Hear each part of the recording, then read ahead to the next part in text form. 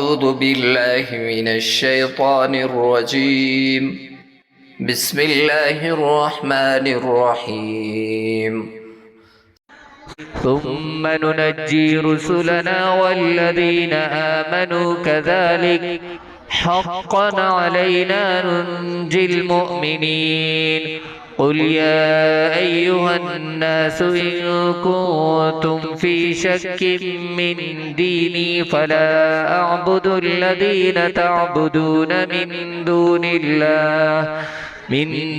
الله ولكن أعبد الله الذي يتوفاكم وأمرت أن أكون من المؤمنين صدق الله العظيم والسلام عليكم ورحمة الله وبركاته